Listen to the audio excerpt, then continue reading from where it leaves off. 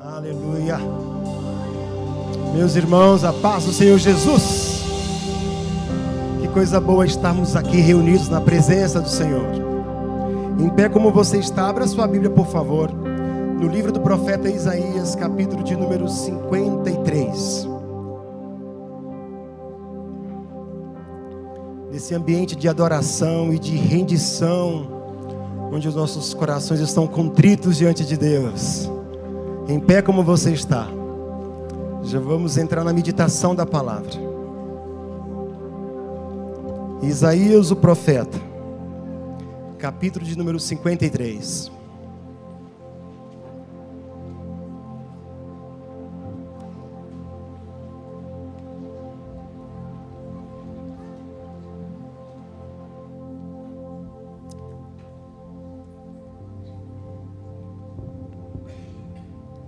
Graças a Deus.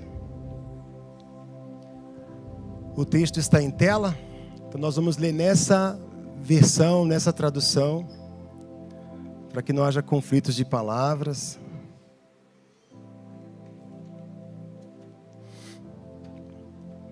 Quem creu na nossa pregação, na nossa mensagem, e a quem foi revelado o braço do Senhor? Ele cresceu diante dele como um broto tenro e como raiz de uma terra seca. Ele não tinha nenhuma beleza ou majestade que nos atraísse. Nada havia na sua aparência para que o desejássemos.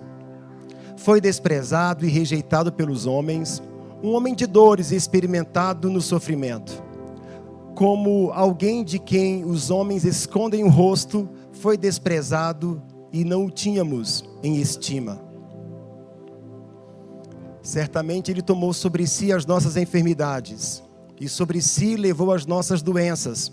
Contudo, nós o consideramos castigado por Deus, atingido por Deus e afligido. Ele, porém, foi traspassado por causa das nossas transgressões, e esmagado por causa das nossas iniquidades.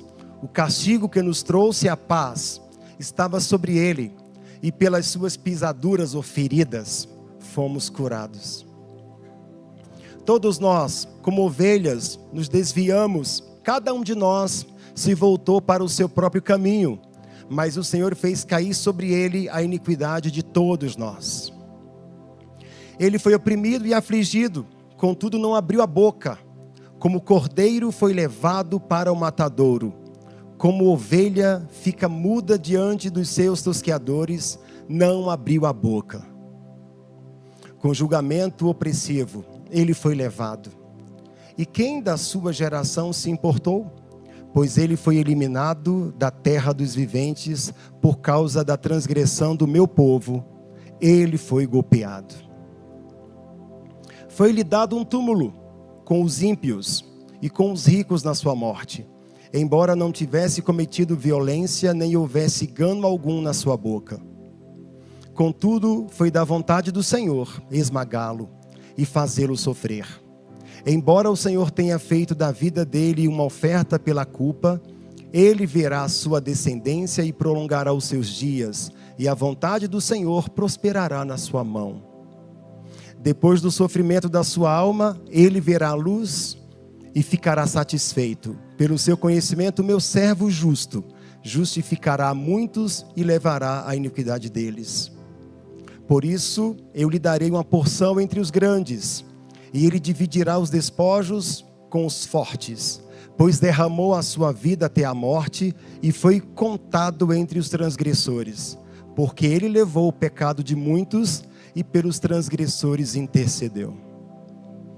Pai, lemos a Tua palavra e pedimos que pelo Teu Espírito se movimente dentro de nós, e que o Teu Espírito edifique nas nossas mentes, mentes estas cativas ao trono da graça, à cruz de Cristo, e que toda e qualquer resistência à Tua palavra seja vencida. Resistências estas por nós ou pelas trevas, sejam elas vencidas, e que o conhecimento do Senhor edifique em nossos corações casas para Deus, e que o Teu Espírito tenha plena liberdade para atuar em nós, sobre nós e através de nós. Eu oro em nome de Jesus. Por favor, se sente. e queira ouvir com fé a exposição da palavra de Deus, nessa semana de Páscoa, nessa semana da paixão de Cristo, todo mundo está refletindo sobre a crucificação, morte e ressurreição de Jesus, e nós não vamos fugir a essa temática, nós não vamos fugir a isso. Quero compartilhar exatamente sobre isso. E o tema já está colocado aí para vocês, não é? Você e a crucificação de Jesus. O livro do profeta Isaías tem uma construção extraordinária. É o livro que contém 66 capítulos, assim como a Bíblia cristã contém 66 livros. É um livro que no primeiro momento dele, o tom se reporta à lei. E como esses transgressores diante da lei eram culpabilizados e tratados. E o segundo momento do livro do profeta Isaías aponta para uma mensagem de esperança e também de graça.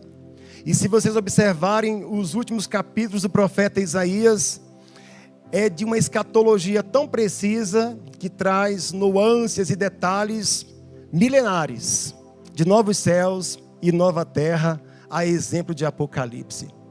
Há quem diga que o capítulo 53 do livro do profeta Isaías seja o Novo Testamento dentro do Antigo Testamento.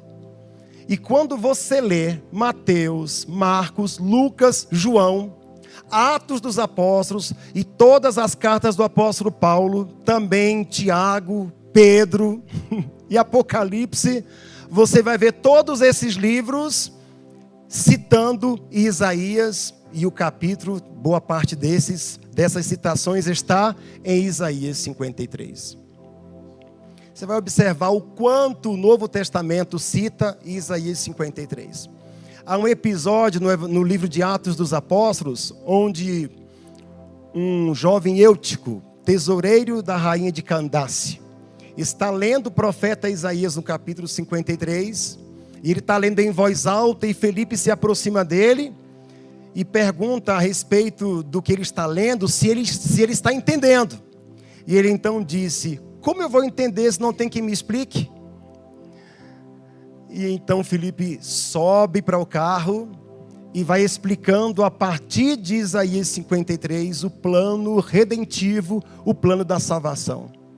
Eles chegam próximo a um lugar onde tem águas, e ele disse: eis aqui as águas que me impedem de ser batizado. E Filipe disse: sim, desde que você creia em tudo quanto você ouviu. E ele disse: eu creio que Jesus é o Cristo, Filho de Deus. E dito isso, desceu as águas. Um discipulado de 1h30 ou 2 horas, ou o tempo que durou aquela trajetória. E eles se demoraram na exposição de Isaías 53. Graça. Graça sobre graça. A gente precisa ter em nossa mente, em nossos corações, esse entendimento. O que a cruz de Cristo diz respeito a mim? O que eu tenho a ver com a crucificação de Jesus? E é sobre isso que a gente precisa pensar mais. É sobre isso que a gente precisa ler mais, estudar mais. A mensagem da cruz é a mensagem responsável pelos grandes avivamentos na história.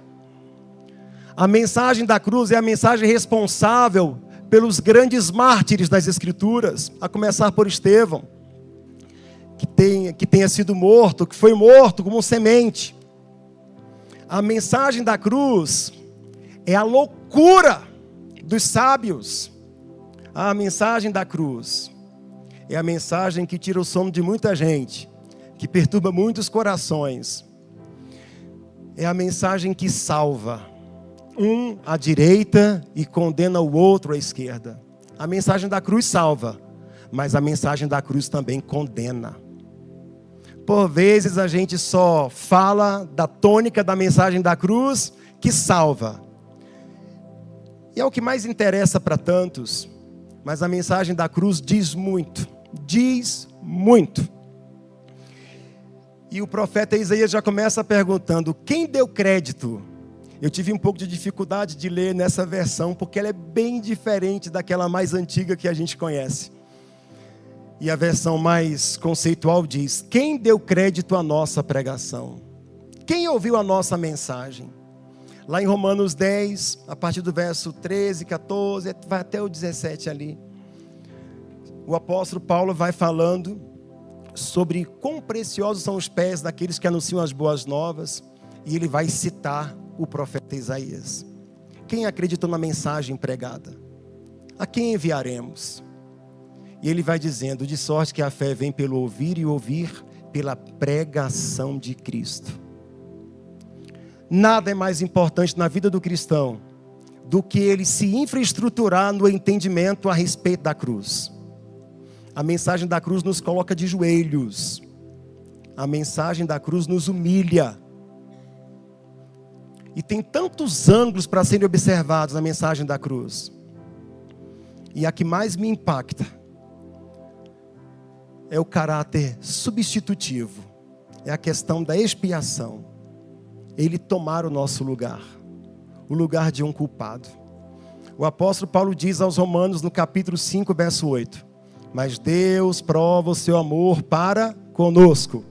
De que maneira? Em que Cristo morreu por nós, sendo nós ainda pecadores. 4:25 de Romanos. Ele foi entregue por nossos pecados, ressuscitou para a nossa justificação. Essa compreensão toma toda a Escritura. E na conversa de Jesus com Nicodemos, no capítulo 3 do Evangelho de João, no versículo 16, nós encontramos o que chamamos de texto áureo da Bíblia Sagrada. E o que está escrito lá? Porque Deus amou o mundo de tal maneira que deu o seu Filho unigênito, para que todo aquele que nele crê não pereça, ou seja, não morra, mas tenha a vida eterna. E quando você lê um texto como esse, à luz do contexto compreensivo, que está no verso 14, porque quando citamos, porque Deus amou o mundo de tal maneira, a gente quer imaginar que seja um amor imenso, mas o texto relaciona ao modo. E o verso 14 de João 3 diz que ele morreria dependurado. Porque o contexto é: como Moisés levantou a serpente no deserto, importa que o Filho do Homem seja levantado. Porque Deus amou o mundo de tal maneira. É modo, relaciona modo. E a mensagem da cruz, a cruz de Cristo é a mais eloquente expressão do amor de Deus por mim e por você. Deus nos ama. E isso fica claro através da mensagem da cruz, através do sacrifício de Jesus. Por vezes a gente quer encontrar o amor de Deus na demonstração de coisas. Essa é a linguagem mais comum. Se você me ama, então dá-me alguma coisa. E por vezes, na intenção que se dá, você percebe se o coração está sendo vendido ou comprado ali. E o fato é, muita gente quer compreender o amor de Deus, se solteiro, no fato de Deus lhe dar uma esposa. Se desempregado, na intenção de que Deus lhe deu emprego. Se fora do dinheiro, sem poder aquisitivo, desde que Deus lhe dê alguma coisa. Não, Deus não precisa provar que ama você te dando alguma coisa. Ele deu tudo o que ele tinha, o seu único filho. Alguns vão questionar: Deus não me ama. Estou solteiro, estou desempregado, estou sem dinheiro, estou enfermo, sou limitado, não realizo sonhos, não conquisto nada. Deus não me ama. Desde quando o amor de Deus se comprova em suprir as tuas necessidades, quando o que você jamais poderia fazer por você, Ele fez por você? O apóstolo Paulo vai dizer que aquele que não poupou o seu próprio filho, como não nos daria juntamente com Ele todas as coisas? A casa que você recebe vem junto com Jesus, o carro que você recebe vem junto com Jesus, o salário que você recebe, a vida que você tem, o contexto abençoador em que você vive, ou até mesmo seja aprovado, tudo isso Jesus faz parte. Jesus faz parte de tudo isso. O grande problema é que a gente quer olhar para a salvação como mais uma bênção de Deus. E não como o essencial e o indispensável para a vida em Deus. Você chega para alguém que está perdido, se agarrando no poço de um abismo, com os dedos enfraquecidos, quase que se aprofundando num abismo existencial absurdo. E você chega para essa pessoa e diz para ela que Deus tem um carro novo, que Deus tem uma viagem internacional, que Deus tem sonhos para realizar para ela. Mas ela está se apegando naqueles conflitos existenciais, naquele abismo absurdo. Ela está se apegando ali a um fio de esperança de que alguém se apiede, lhe estenda a mão e lhe traga socorro. E você está dizendo de outras coisas que não é a real necessidade daquela alma. O evangelho é você chegar e estender a mão da graça, dizendo: Jesus pode salvar você, pode tirar desse abismo existencial e pode te dar nova vida. Vocês entendem onde é que o evangelho entra? O evangelho de Deus condena as falsas teologias. Deus nos ama e é na cruz que Ele mostra isso. E você é tão querido, você é tão importante para Ele, que Ele não mandou um querubim, Ele não mandou um arcanjo, Ele não mandou algum outro. Ele enviou o seu próprio Filho. De maneira que na doutrina da justificação, quando Deus olha para nós, Ele não quer ver a gente. Ele quer ver o Filho dEle. Ele quer ver o sangue dEle. O sangue do Cordeiro, o justo. Antes de você aparecer para Deus, aparece o que Jesus fez por você para Deus. O que você devia para Deus. E na história da graça, no acordo da graça, você devendo para Deus, não conseguiria pagar para Deus. E o que foi que Deus fez? Eu vou criar um mecanismo de graça. Eu vou elaborar um plano redentivo. E vou te dar condições de pagar para mim o que você me deve.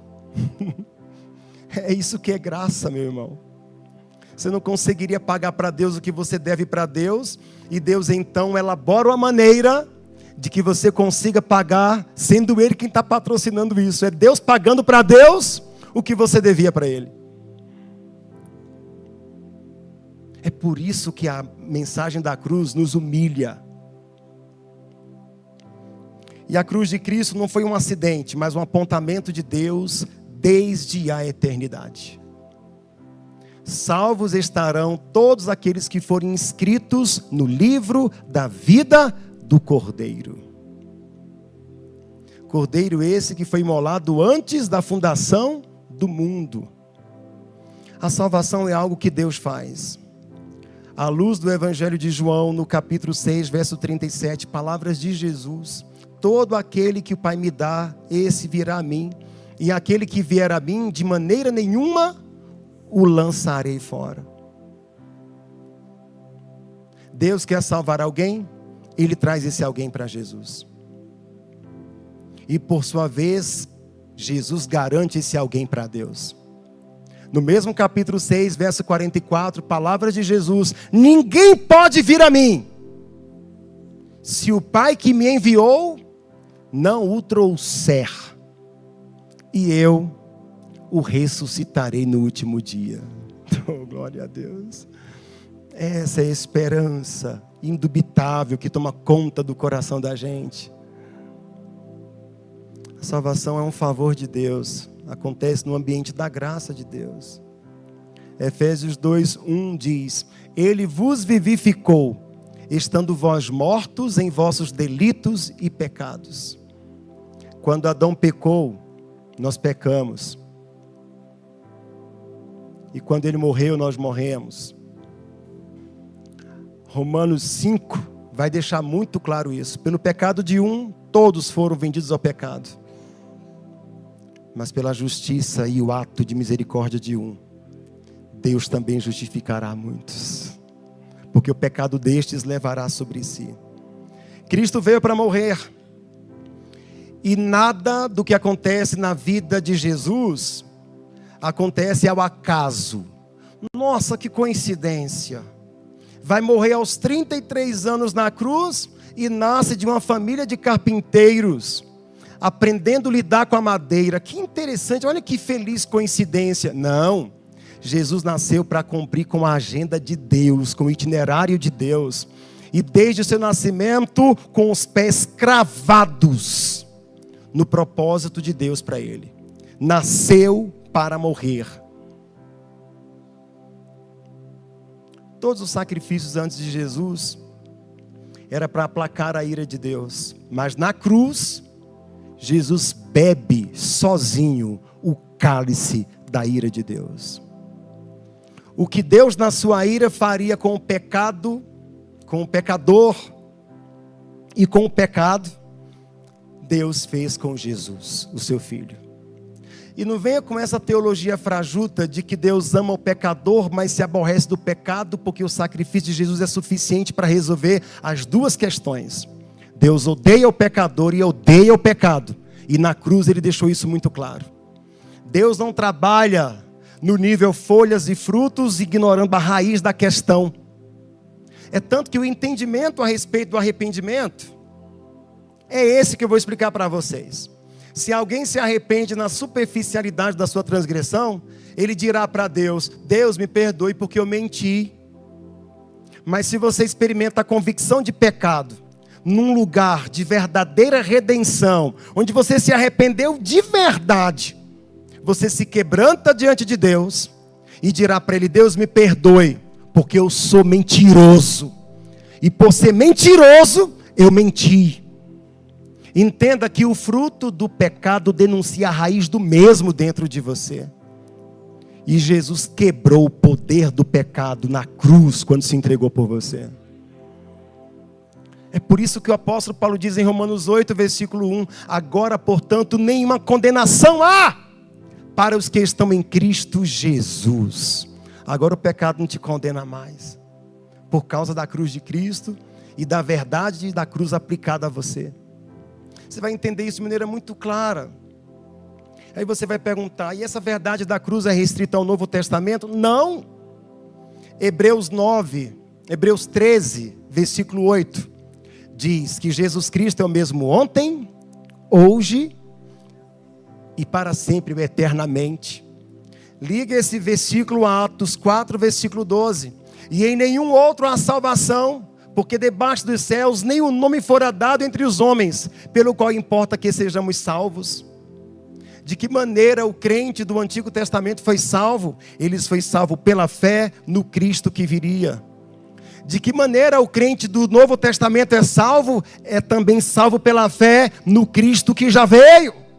Jesus foi, é e será a única maneira de Deus salvar aquele a quem Ele quer salvar. É o que as Escrituras nos asseguram. E a salvação abrange esses três tempos. A salvação quanto ao passado, ela recebe um nome diferente, mas com efeito singular em Cristo: justificação. A salvação quanto ao presente compreende santificação.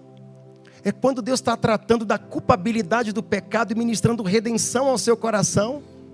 E a salvação quanto ao futuro se chama glorificação. É quando por fim estaremos livres da presença e do total domínio do pecado. Eu vou ilustrar algo para vocês. Numa dessas minhas viagens pelo Brasil afora, me sentei do lado de um intelectual e ele me viu através do iPad lendo as Escrituras e me questionou: você acredita nisso? Falando com descaso da Bíblia. Eu falei: não é isso aqui, isso aí. Isso aqui é a palavra de Deus. E na conversa ele me questionou: por que todo crente é um ex alguma coisa? Ex-assassino, ex-ladrão, ex-bandido, é ex. Eu falei: é ex porque Jesus Cristo veio buscar e salvar o que se havia perdido. Jesus disse que não são os sãos, são os doentes que precisam. Não são os justos, são os pecadores que necessitam de arrependimento. Jesus veio salvar essas pessoas. E elas foram salvas delas mesmas para passarem a servir a Ele. E Ele inaugura nelas uma nova vida. Elas nascem de novo, vivem uma nova história. Agostinho disse que depois que se converteu, nunca mais ele pecou em paz. Porque você só chama pecado de pecado quando você se encontra com Jesus.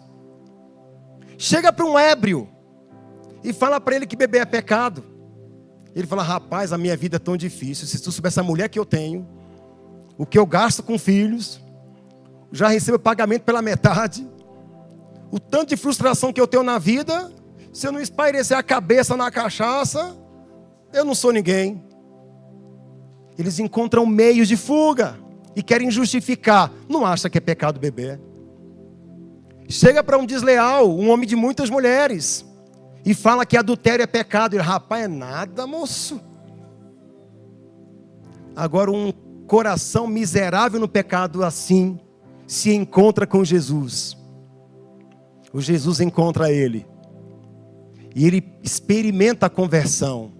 É conduzido ao arrependimento, a uma nova mentalidade. Agora ele vai chamar pecado de pecado. Como disse Agostinho: depois que me converti, nunca mais pequei em paz. Aí você vai pecar e o Espírito está ali te dizendo: olha, não faça assim, não namore desse jeito, não use esse palavreado, não vista esse tipo de roupa, olha essas gírias, olha essa fofoca na sua boca, moço, não se porte desse jeito. Olha você sabotando a vida do outro.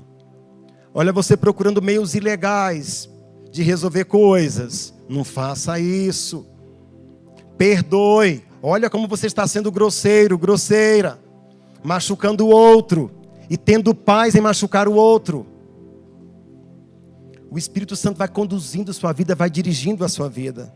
Oh, meu irmão, a cruz de Cristo nos chama para esse lugar de compreensão e vai inaugurando na gente arrependimento.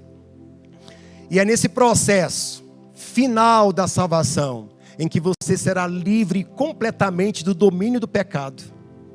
E eu explicando para esse intelectual a respeito dessas coisas, ele olhou para mim e disse assim: e você, é ex o quê? Aí eu falei para ele: eu sou um ex-pecador ignorante e um atual pecador arrependido. Porque essa é a nossa condição, irmãos. Enquanto aqui estivermos, arrependimento não é um momento, é um estilo de vida. Se eu digo não peco, eu torno Deus mentiroso e a verdade dele não habita em mim. Todos os dias eu recorro a Jesus por perdão dos meus pecados. Estou respirando, estou pecando. Davi diz: quem é o homem que entende as suas próprias faltas? Perdoa-me tu, ó Deus, das falhas, das faltas que me são ocultas. Até quando tu não quer pecar, tu está pecando. E como escaparemos nós se não atentarmos para tão grande salvação? Jesus é salvador de pecadores. Aqui estou falando, um pecador falando para uma comunidade de pecadores, dependentes do mesmo Salvador e da graça do arrependimento, que todos os dias nos coloca de joelhos e nos alinha aos passos, aos propósitos e intentos de Deus. E a cruz todos os dias nos chama para isso. Quando eu me vejo sofrendo numa série de situações, eu fico pensando no meu sofrimento, se ele está parecido com o sofrimento de Jesus. E aí quando eu olho para o sofrimento de Cristo, e pego o meu e submeto, falo: Deus está tão longe o meu sofrimento do sofrimento de Cristo. E Paulo diz que nós carregamos o resto das aflições. Se com o resto das aflições a gente já está pedindo arrego, imagine o que Jesus passou. E é uma promessa bíblica, irmãos, que muitos de nós não queremos observá-la. Em João 16:33, o que ele disse lá: no mundo tereis.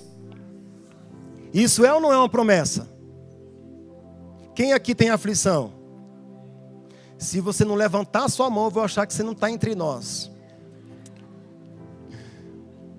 Quem aqui não tem aflições? Todos nós temos.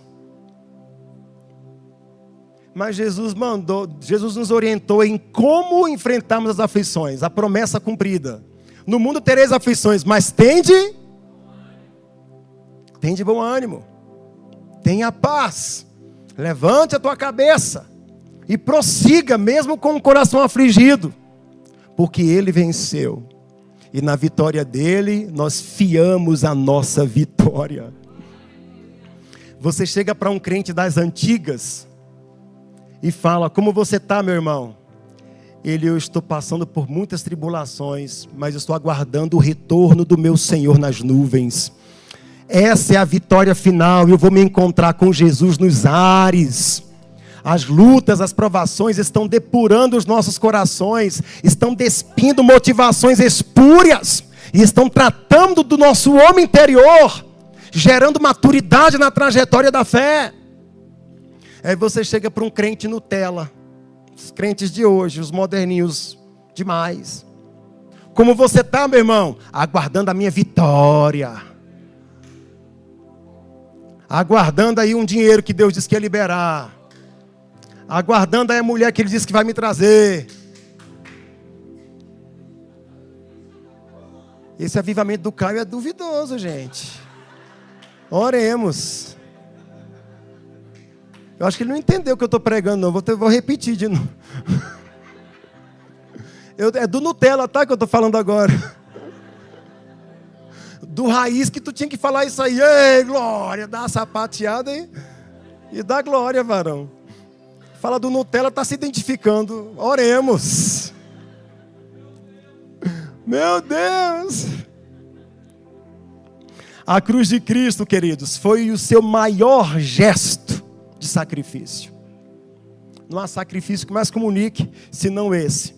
E observe a rota do sacrifício de Jesus. Ele deixou a sua glória, o trono, esvaziou-se, tornou-se homem, servo, foi perseguido, preso, açoitado, cuspido, pregado na cruz. Sendo Deus fez-se homem, sendo Senhor se fez servo, sendo santo se fez pecado, sendo bendito se fez maldição, sendo autor da vida, deu a vida. Olha a rota do sacrifício de Jesus. Ele se esvaziou de toda a sua glória. Irmãos, e o evangelho é isso. É Deus se tornando homem. E o contrário do evangelho é o homem querendo se tornar Deus. É o homem querendo se divinar-se, querendo se doutorar em divindade, querendo estudar Deus. Jesus, sendo quem Ele era, fez-se homem. Vou dar uma dica para você. Se você quiser abandonar na sua fala a arrogância na primeira pessoa, se conjugue na terceira pessoa. Observe nas palavras de Jesus como Ele falava dele mesmo. O Filho do Homem será entregue por mãos de cruéis. O Filho do Homem será açoitado. E quem é esse Filho do Homem? Ele mesmo. Parece até conversa de doido, mas é Jesus falando na terceira pessoa. Quando eu vejo algumas pessoas dizendo, eu, você nada, camarada. É Ele. A síntese do ministério de João Batista qual é? Ele cresça, eu diminua. O seu eu tem que ir para a cruz. O nosso eu tem que ir para a cruz. Como Paulo falou em Gálatas 2:20. Eu estou crucificado com Cristo. Vivo não mais. Por que eu não vivo mais? Quem vive em mim é Ele. Vivo não mais eu, mas Cristo vive em mim. E a grande pergunta diz respeito à mensagem da cruz. A luz de Isaías 53 é: quem levou Jesus à cruz?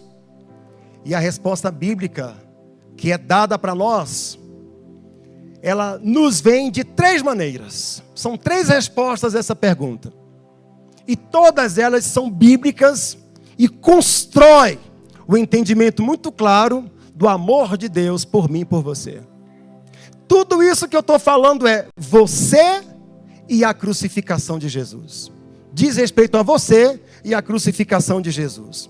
A morte de Cristo não foi determinada por fatores circunstanciais. Cristo não foi morto, Jesus não foi morto porque os sacerdotes o prenderam, porque o Sinédrio sentenciou, porque Pilatos o entregou, porque os judeus o acusaram, porque Judas o traiu, porque Pedro negou, porque os soldados o pregaram na cruz. Quem levou Jesus à cruz então? E a resposta bíblica vem: os nossos pecados. Observe no texto de Isaías 53, o versículo 5. A primeira resposta a essa pergunta, quem levou Jesus à cruz, é os nossos pecados. Ele foi traspassado pelas nossas transgressões, é um dos nomes dados ao pecado. Transgressões, pelas nossas iniquidades. Versículo 8, parte B. Por causa da transgressão do meu povo, foi ele ferido. Versículo 12. Levou sobre si o pecado de muitos. Olha o versículo 4 novamente. Certamente ele tomou sobre si as nossas enfermidades e as nossas dores, levou sobre si. O que matou Jesus não foram os açoites, nem os soldados, nem o suplício da cruz, fomos nós. Os nossos pecados. Ele morreu pelos nossos pecados. Ele foi moído pelos nossos pecados. Na cruz, ele sorveu sozinho o cálice da ira de Deus sobre o pecado. Na cruz, ele foi feito pecado por nós. A espada da lei caiu sobre ele, pois ele era o nosso substituto. Tem uma canção da harpa cristã, que é crente raiz que lembra disso. 15 da harpa cristã. Terceira estrofe, ou segunda, se não me engane. Diz: mas um dia senti meu pecado e vi sobre mim a espada da lei. Apressado fugi, em Jesus me escondi, e abrigo seguro nele achei. O refrão? Foi na cruz, onde um dia meu pecado em Jesus, foi ali que os olhos abri, e agora é bom pregar para crente raiz por causa disso. O camarada canta e ainda vem a lágrima na garganta. A segunda resposta a essa pergunta, quem levou Jesus à cruz? E a resposta bíblica em Isaías 53 diz: o Pai o levou à cruz. Não só foi os nossos pecados, mas Deus, o Pai, o levou à cruz. Se não, observe o que diz o versículo 6 de Isaías 53. O Senhor fez cair sobre ele a iniquidade de todos nós. Quem fez cair sobre o Filho a iniquidade de todos nós? Deus, o Pai. Versículo 10. Todavia ao Senhor agradou moê-lo, fazendo-o enfermar. Agradou a quem? Ao Pai. Versículo 4, parte B. E nós o reputávamos por aflito, ferido de Deus e oprimido. Ferido de quem? Deus, o Pai. Jesus não foi à cruz porque a multidão sangue sedenta gritou: crucifica-o! Crucifica-o! Ele não foi à cruz porque os sacerdotes o entregaram por inveja, Judas o traiu por ganância, Pilatos o sentenciou por covardia e os soldados o pregaram na cruz por crueldade. Ele foi à cruz porque o Pai o entregou por amor. Vocês se lembram do texto já citado, Romanos 5, versículo 8? Mas Deus prova o seu amor para conosco, fazendo o quê? Em que Cristo morreu por nós, sendo nós ainda? Deus o Pai o entregou. Irmãos, dificilmente um amigo se animaria em morrer por outro amigo. Muito. Eu diria que é impossível um pai entregar o seu filho para morrer por culpados. Humanamente falando, a gente não faria isso jamais.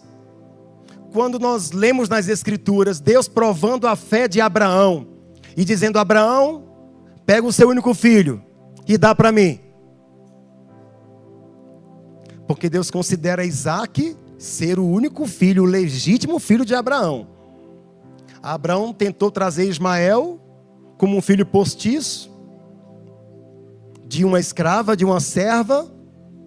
E a questão não é o filho ser da escrava, a questão é o filho ser de uma relação extraconjugal, fora da aliança do casamento. Ismael é esforço, é tentativa de Abraão, mas Isaque é promessa de Deus, é propósito de Deus. E Deus é um Deus de princípios. E Deus age por meio de princípios. Deus pede Isaque, Deus pede para Abraão seu filho Isaque. E Abraão disse: Deus quer o meu filho? Então meu filho será entregue para Deus. Mas sabe o que a gente não está entendendo aqui? Que quando Deus pede Isaque para Abraão, Deus quer Abraão, Deus não quer Isaque. Entenderam isso? Deus quer a primazia, Deus quer o primeiro lugar. E é por meio da cruz de Cristo que a cabeça da gente vai se organizando nisso. Deus não deu o seu único filho para ser um plano de segunda, um plano B para o seu coração. Deus entregou Jesus para aplacar a ira dele contra o pecado, para resolver a barreira de separação entre você e ele e você, e que isso seja prioridade no seu coração. Que você o ame de tal forma que ele seja mais importante para você que a sua esposa. Que a sua comunhão e vida com Deus seja mais importante que o seu filho. Seja mais importante que o seu trabalho, que as suas conquistas, que os seus sonhos.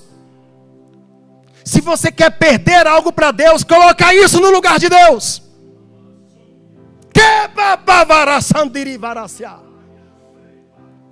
Quando Deus pede Isaque para Abraão, Deus quer Abraão, Deus não quer Isaque. Os nossos corações não podem se perder nas bênçãos que Deus nos dá. Porque o abençoador é melhor que a bênção dele. Não há ignorância pior do que essa. Você se perder naquilo que Deus te deu. Onde foi que Israel se perdeu? Em Canaã, na terra da promessa. No deserto Deus treinou. E em Canaã, no cumprimento da promessa, um montão de corações se perdendo na idolatria. Não se perca com a bênção que Deus te deu, achando que ela é melhor do que Deus. Porque os Deus da bênçãos é melhor que as bênçãos de Deus. E é na cruz que a sua cabeça se organiza nisso.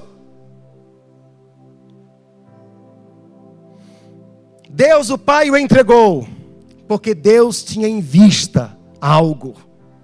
E isso fica claro no final desse capítulo. A terceira resposta bíblica, quem levou Jesus à cruz, também está no capítulo 53 de Isaías. E o texto diz que Jesus voluntariamente se entregou. Olha o que diz o texto: certamente Ele tomou sobre si as nossas enfermidades. Observe que o mesmo texto comunica várias verdades, na mesma direção. Quem levou Jesus à cruz? Os nossos pecados, Ele tomou sobre si. Quem levou Jesus à cruz? Certamente Ele tomou sobre si as nossas iniquidades. Ele se entregando. Agradou ao Pai moê-lo, o Pai o entregou. Versículo 10, quando Ele der a sua alma como oferta, quem vai dar a alma como oferta? O próprio Cristo. Versículo 11, o seu servo justo, com seu conhecimento justificará muitos, porque as iniquidades deles levará sobre si. O apóstolo Paulo diz que o amor de Cristo nos constrange, em que Ele nos amou e a si mesmo se entregou por nós. Jesus se entregou por nós. E uma das razões dele ter feito isso é para que você nunca diga que está sozinho. Quais foram as palavras de Jesus no final do Evangelho de Mateus? E certamente estou convosco. Quando? Todos os dias, até o fim de tudo, a consumação dos séculos, eternidade, forever. Para sempre, sempre e sempre. Que tipo de sofrimento Jesus suportou? E o profeta vai dizer: Jesus suportou o sofrimento moral e espiritual. O profeta Isaías diz que o seu sofrimento foi repulsivo. Ao vê-lo, os homens escondem o rosto. É o que diz o versículo 3. Seu sofrimento não produziu compaixão nos outros. O texto diz: e nós dele não fizemos caso. Ele teve experiência íntima e longa com o sofrimento. O texto diz, homem de dores e que sabe o que é padecer. Ele não só era homem de dores, mas ele sabia padecer. Lá em Hebreus 5, versículo 8, diz que o filho aprendeu por meio do que sofreu a prática da obediência. É por isso que Deus aguarda a obediência, porque na obediência está o sacrifício. Irmãos, é a cruz que nivela o tipo de cristianismo que a gente professa. Se profundo, se superficial. Se comprometedor ou não comprometedor. É na cruz que a gente observa essas coisas. É por causa da cruz, é por meio da cruz. Há um tempo atrás no meu ministério, eu tinha elaborado uma sequência de sermões. E eu dizia assim, só falta agora alguns sermões em relação à cruz. Para que eu tenha um sermonário completo, falando inclusive sobre a crucificação de Jesus. Quando eu fui estudar a respeito da cruz de Cristo, aí eu vou citar um outro hino da harpa cristã. Acho que é o 292, é o 192, pelo sangue, quando diz: és um grande pecador, eis aqui teu Salvador, tema do bom pregador, o Calvário. O Cordeiro divinal padeceu na cruz teu mal e oferece graça tal. Onde? No Calvário.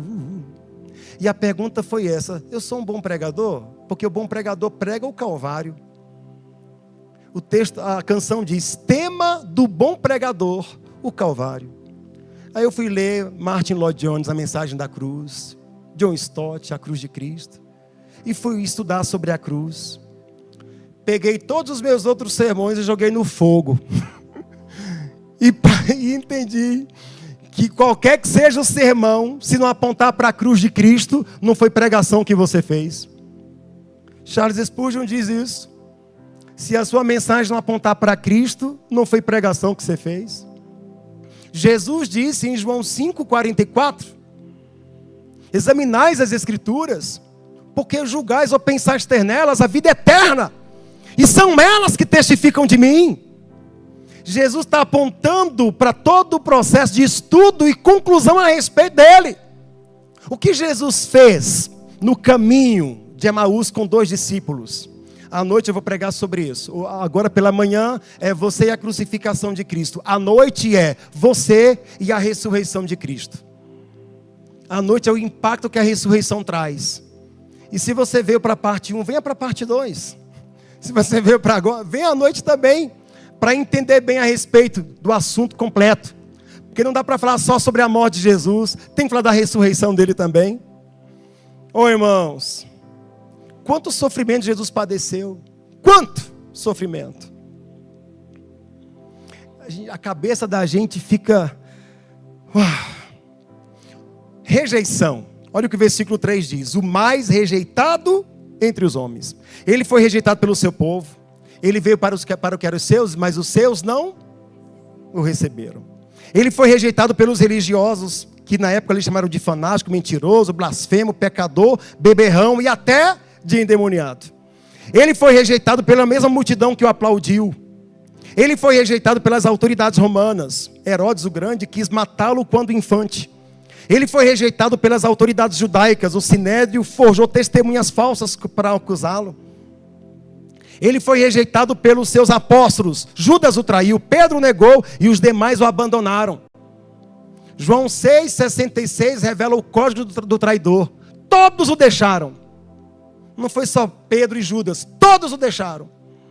A gente até brinca que o João 6,66 é o crente meio besta, que abandona Jesus. Ele foi rejeitado pelas autoridades, ele foi rejeitado pelos apóstolos, ele foi rejeitado pelo próprio Pai. Na cruz o que ele disse? Deus meu, por que me desamparaste? Ele foi rejeitado e desamparado na cruz pelo próprio Pai. Ele ainda é rejeitado quando amamos mais o pecado e ainda ultrajamos o Espírito da graça e cacamos aos pés o sangue da eterna aliança. Olha a humilhação que ele enfrentou, queridos. Humilhação também é mais um dos sofrimentos que ele padece na cruz. E como de quem os homens escondem o rosto, diz o texto bíblico.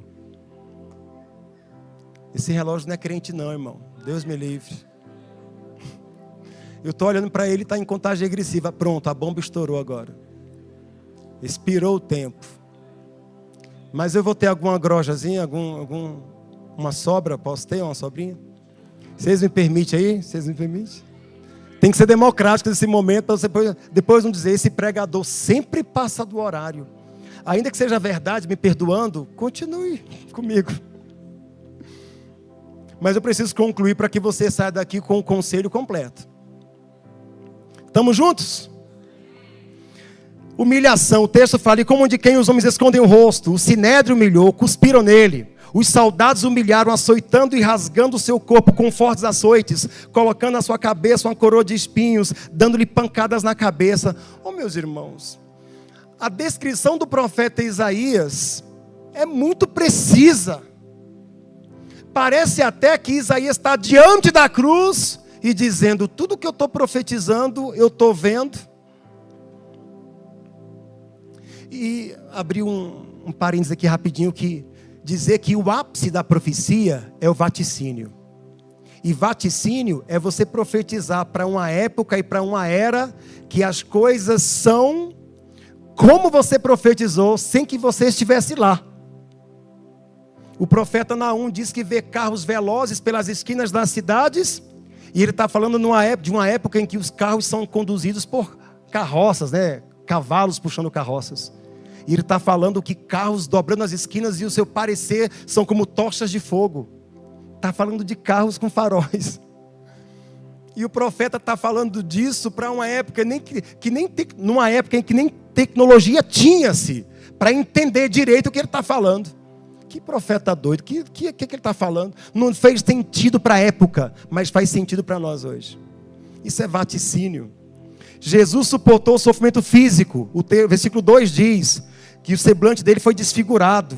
Não havia beleza nele. Ele não tinha aparência nem formosura. E o entendimento aqui é que a feiura do nosso pecado estava sobre ele. Todos os nossos horrendos pecados foram lançados sobre ele. Seu corpo foi ferido, ficou ensanguentado, tornou-se cheio de hematomas e chagas. Toda a nossa tragédia moral foi lançada sobre ele.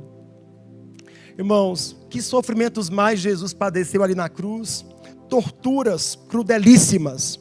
Versículo 4b, 5, versículo 10. Ele ficou aflito, ferido, oprimido, traspassado, moído, sofreu castigo. Ficou cheio de pisaduras. Quem aqui assistiu o filme do Mel Gibson, A Paixão de Cristo? Sabe aquele último chicote? Que quando puxa, vem pedaço do corpo dele. Que alguns até fecham os olhos. Teve gente que desmaiou nessa hora do filme. E até hoje, quando a gente assiste aquilo arrebenta com a gente. Saiba que Mel Gibson está tentando, mas Jesus viveu de fato aquilo, e pior que aquilo.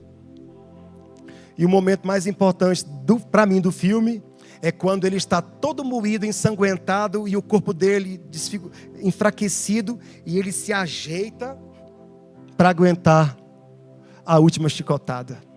O apóstolo Paulo diz que sofreu 3 vezes uma quarentena menos uma. Significa que ele sofreu 3 vezes de 39 chicotadas. Só quem sofreu uma quarentena completa foi Jesus. E a cada quantidade de chicotes, eles mudavam o chicote. E aquele último que arrancava pedaço da carne. Jesus sofreu por mim e por você uma quarentena completa de açoites. Então não venha duvidar do amor dele por você por causa de alguma privação, por causa de alguma necessidade, ou por causa de alguma coisinha que te limita. Não venha querer duvidar do amor de Deus por causa de uma unha encravada, uma dorzinha de cabeça, ou a chateação que alguém causou em você. Não venha tratar com mimimi algo tão forte dentro do propósito de Deus em salvar a sua vida através do seu filho na cruz. É muito sério isso, gente. É muito sério isso.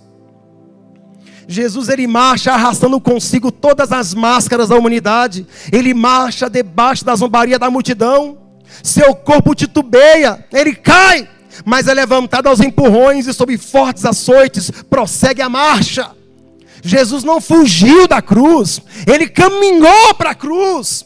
Jesus foi erguido no leito vertical da morte. Suas mãos foram rasgadas, seus pés foram pregados no leio. Foram 6 horas de vergonha e horror. Ali, suspenso entre os céus e a terra, ele sofreu sede, dor, ali suspenso, vergonha, humilhação, abandono. Ali desceu ao inferno para nos libertar do cativeiro do pecado. Ali ele está conjugando o meu passado e o meu futuro, me comprometendo no presente com ele. Jesus disse: se alguém quer vir a mim, tome cada dia, negue-se a si mesmo, tome cada dia a sua cruz e siga-me. Jesus, com a sua cruz, parou no Gólgota. Você pegando com Jesus a cruz, vai parar onde? No Gólgota também. Qual é a verdade cristocêntrica do Evangelho? É que você é crucificado com Jesus, é sepultado com Jesus, mas também é ressuscitado com Jesus, e daqui a pouco se encontrará com Jesus em glória.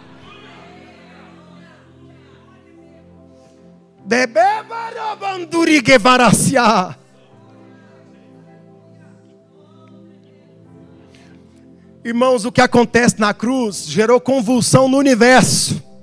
O próprio universo entrou em convulsão. O texto diz que houve trevas. O sol cobriu seu rosto de vergonha. As pedras se arrebataram nos vales. Túmulos foram abertos. A crucificação de Cristo mudou a história. Mudou a sua história.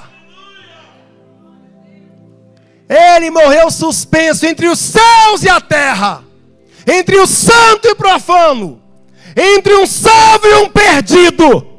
A cruz trouxe nova configuração para a minha vida e para a sua vida. A profundidade do seu cristianismo diz respeito ao quanto você está envolvido com a cruz de Cristo. Meu Deus. Isaías diz que Jesus foi ferido, ferimentos. Isaías 53:5 diz que ele foi ferido. E ferimentos, de acordo com a definição de um cirurgião, podem ser classificados por suas características. Contusão é uma ferida produzida por um instrumento grosso e cego. Laceração é um ferimento produzido por um instrumento que rasga. O chicote romano era de uma tira de couro com várias extremidades, cada uma com a ponteira de metal. Foi isso sobre Jesus. Penetração, trata-se de um ferimento profundo causado por um instrumento pontiagudo. Perfuração, perfurar vem do latim, passar através de. As mãos de Jesus foram traspassadas com aqueles cravos de ferro. Incisão é um corte produzido por um instrumento pontiagudo e cortante. A espada traspassou o seu lado. Você suportaria o que Jesus suportou? Você sabe que para que os condenados a esse tipo de morte morressem mais rápido, eles quebravam seus pés. Quando foram quebrar os de Jesus, ele já estava morto. Deus me deu a graça, Deus me deu a misericórdia, o presente de conhecer Jerusalém. E o guia turístico, quando falou a respeito da morte de Jesus, ele parou um pouquinho para conter as lágrimas e continuar falando a respeito da cruz. Eu já estou concluindo, meus irmãos, para orarmos juntos. Como Jesus reagiu diante do sofrimento? Ele se entregou como sacrifício. Ele não abriu a boca para vingança. Ele perdoou os seus algozes. E aqui, me permita falar, irmãos, sabe qual é o ápice do perdão? É quando você é capaz de defender aquele que te ofendeu. Quando Jesus diz: Pai, perdoa-os. O perdão aqui é liberado. E quando é que ele defende o ofensor? Quando ele diz: Pai, eles não sabem o que fazem. Esse é o ápice do perdão. É quando, além de perdoar quem te ofende, você defende em amor diante de Deus o ofensor. É por isso que tem alguns perdões que a gente só consegue liberar através da cruz, sendo crucificado junto com Jesus. Quantos estão comigo? Quantos estão entendendo? Jesus não se rebelou ao ser preso, julgado, espancado, pregado na cruz. Ele não bradou por vingança ou por socorro. Ele intercedeu pelos seus algozes. Eu concluo, fiquem de pé. Muito obrigado por vocês terem aguentado até aqui. Eu quero concluir com esse ponto final. A gloriosa recompensa da cruz. E essa daqui é a deixa para continuidade à noite. Se vocês puderem cantar novamente, prostro-me diante da cruz.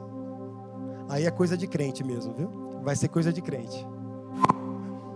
Povo bonito, né, irmão? A igreja mudou aqui, não é? Essa tela não tinha antes. Pastorar e suas inovações. Bem baixinho, só para eu concluir esse último ponto com vocês em pé. A recompensa da cruz. Jesus venceu a morte, irmãos. Eu falei que Jesus venceu a morte. Escute. Jesus na sua morte matou a morte. E Ele fez isso para nos dar a vida.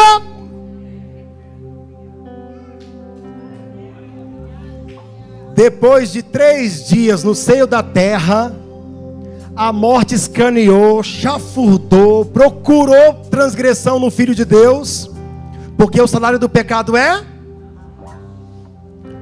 E aí Jesus morre, e a nossa morte ali na cruz, porque Ele morreu a nossa morte, para o pecador. Ele sem pecado morreu como se pecador fosse, para quebrar o domínio do pecado.